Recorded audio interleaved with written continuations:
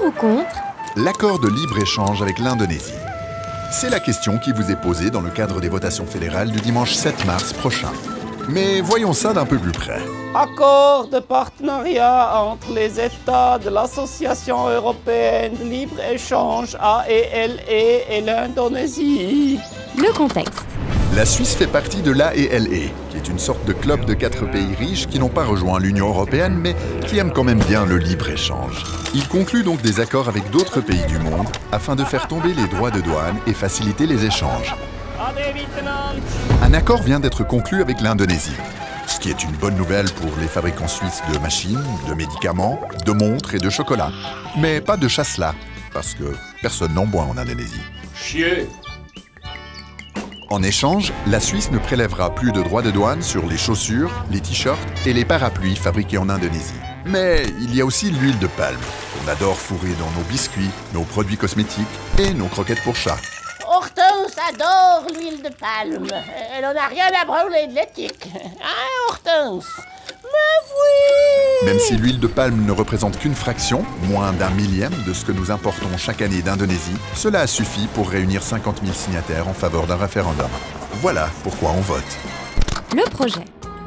L'accord supprime une grande partie des droits de douane entre la Suisse et l'Indonésie, sauf pour l'huile de palme, qui voit ses droits de douane abaissés à condition que l'huile soit certifiée durable. Je peux voir votre certificat de durabilité. Non, je plaisante. Allez-y. Ouais. Bonne route.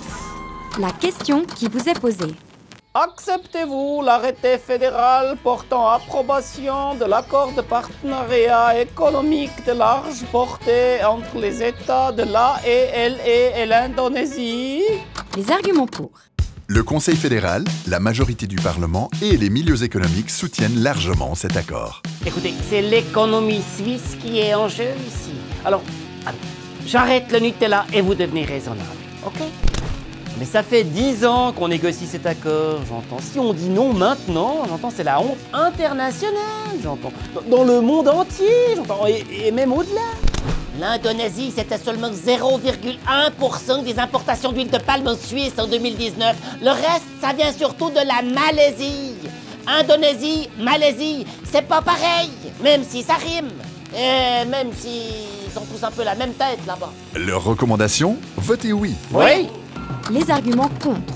Le référendum est porté par une alliance issue de l'agriculture et de la société civile, ainsi que par une bonne partie de la gauche. Nous, notre pire ennemi, c'est qui? C'est le libre-échange. C'est pour ça qu'on a lancé ce référendum.